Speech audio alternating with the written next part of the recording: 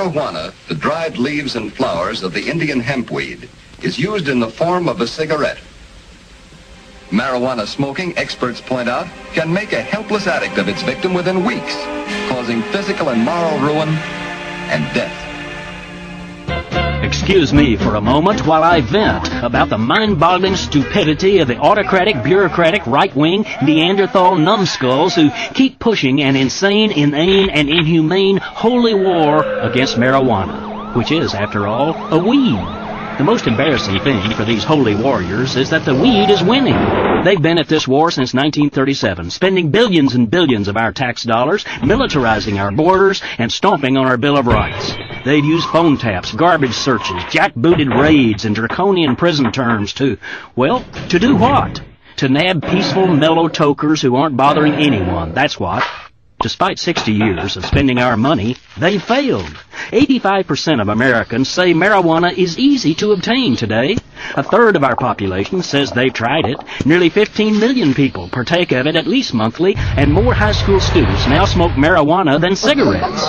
Meanwhile, the holy warriors have become more fanatical and thuggish. A marijuana arrest is made every 41 seconds in America, 9 out of 10 of them for mere possession. In 2004, 772,000 Americans were arrested on marijuana charges, more than for all violent crimes combined.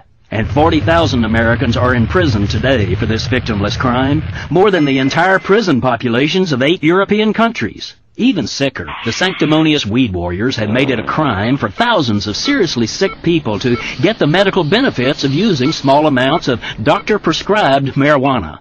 Weirdly, our doctors can prescribe cocaine for patients, but not marijuana. Things aren't always the way they seem. We have an opinion about something, but don't really know if it's true. Take, for example, the controversial plant hemp. It could be a billion-dollar industry, producing everything from dynamite to cellophane. But what happened?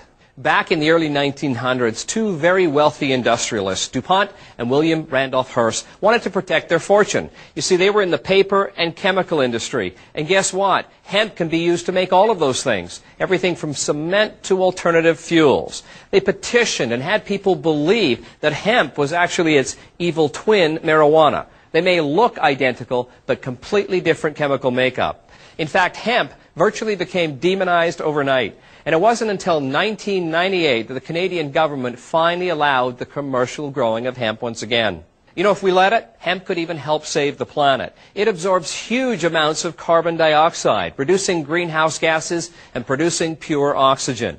So whether it's rope, paper, or even a T-shirt, we can do almost anything with hemp. Okay. My name is Jack Herr. I'm co-founder of Help End Marijuana Prohibition. In 1973, Captain Ed Adair, who owned a countercultural store, Grateful Dead-like store in the San Fernando Valley, became my mentor. And we learned that from kids that would hang around there that marijuana was also known as a plant called hemp. And I thought, well, that was interesting. One night, Captain Ed and I stumbled upon an idea that hemp was the #1 source of paper, fiber, fuel, food on Earth of the 3 million plants. Forget smoking it. That historically, this plant had been known since time immemorial as man's #1 plant. All the paper.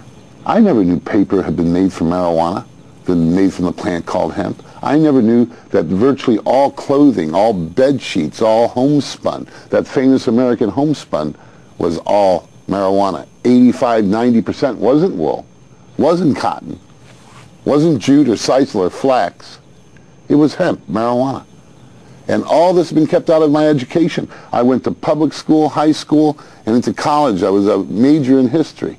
And I had never known that marijuana had ever been used for anything, let alone 85% of everything, for the last 10,000 years, right up until this century, and was the #1 thing known by kids 100 years ago that went to school. I use a dictionary, an encyclopedia, and the United States Government Department of Agriculture, because it's all there. More was written about cannabis, hemp, than all the other plants that we had, wheat and corn and barley and rice. More was written about hemp. Hemp was that important. It was virtually all our clothing. There are no known deaths from marijuana. You live longer, according to the Jamaican study, Costa Rican study, funded by the United States government, and American studies, all done from the 1960s and early 70s, before they cut it off in 75. We live longer, the people that smoke pot, every day than people that don't do drugs at all. And 8 to 24 years longer than people that use alcohol and tobacco. You got to be out of your mind not to smoke pot once you know that information, and you got to be really mad at the government that's kept this information from you. Marijuana has some strange effects on people, but the worst of them that I know is you get the munchies, and you might put on some weight. I mean, nobody's dying from marijuana except the people that are shot by the government, shot by the politicians, giving police orders, and crazy parents who think that they're doing God's will by listening to these politicians without any documentation and proof that this is a dangerous drug. The #1 contributor to the Partnership for a Drug-Free America is Budweiser, the largest beer company in America, and then followed by other beer companies and the pharmaceutical companies that want to keep the synthetics on the market. They want to keep those toxic medicines on the market. Henry Ford, in 1941, built an automobile completely out of hemp, and the windows and the body and every part of it except the engine out of hemp. He predicted that all cars be made this way. It had 10 times the impact strength of steel. It was the finest plastic. Of course, hemp has the longest molecule. Hemp isn't just another plant. What I said before is it's greater than all the other plants that grow on Earth combined for paper, fiber, fuel, and it's the only one that grows it without pesticide or herbicide. You've got to be insane not to put this information into your children's minds, because to put any other information is you damning your children, you condemning your children to a life that's going to bring death for them and their children. The government's a liar. So this is not new. You can go into the encyclopedia, you can go into the dictionary, and you can go into the history of all the plants and come up with the greatest plant and the healthiest thing for the human race, and that's hemp, marijuana. What's up? It's me, your pal, Peace Bud. Today I would like to introduce to you the future of renewable energy sources for America and the planet. My friend, the cannabis plant. A great deal of propaganda has been created to slander this totally beneficial plant. But did you know that the evolution of human society has depended on this wonderful plant for centuries? Cannabis hemp has been used throughout history to make fabrics, rope, and paper. It is completely renewable, easy to propagate, and it produces high yields in almost any environment. Cannabis is the only plant that can support the energy needs of our economy. Did you know that our cars were originally intended to run on a cannabis-based fuel source called ethanol? Henry Ford's original Model T was built from plastics made out of hemp. The vehicle was to run on a hemp-based ethanol fuel, which was grown on Mr. Ford's property.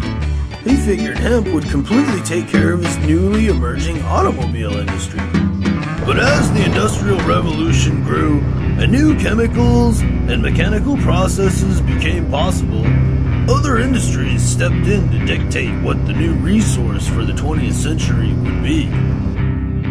The Rockefellers worked hard to establish relationships with Middle Eastern oil monarchies, smudging the dream of ethanol. Combined with the DuPont's new chemical processes to create plastics from oil, paper from wood, and a new type of synthetic rope called nylon.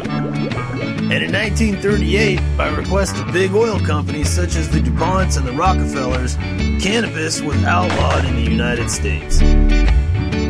We now live in the outcome of the Industrial Revolution, and our machines have become reliant on oil. Now we have to reconfigure our world, or slip into darkness. Oil is an economy based on death. Its pursuit has caused nothing but wars and inequities, for the oil industry harvests the ancient remains of dead animals, while a fuel economy based on growing cannabis is one of life and creation. The situation our world is in because of oil is absurd. Join me in the new revolution of the 21st century.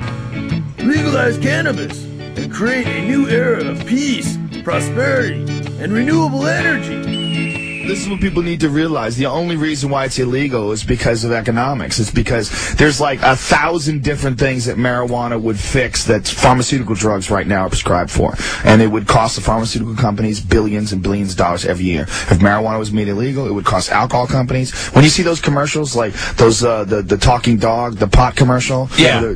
I wish you wouldn't smoke weed. Those are sponsored by Partnership for a Drug-Free America. Partnership for a Drug-Free America is funded by alcohol companies. I mean, it's hilarious. Really? Yeah, and alcohol's a drug. Yeah. But it's a drug that's sanctioned. Yeah. And it's like, have you ever meet someone they're like, I don't do drugs. Meanwhile, they're smoking and they have a beer in their hand. Yeah. What are you doing right now, douche? Yeah. You know, it's like, just because it has a label and a barcode and you can scan it doesn't mean it's not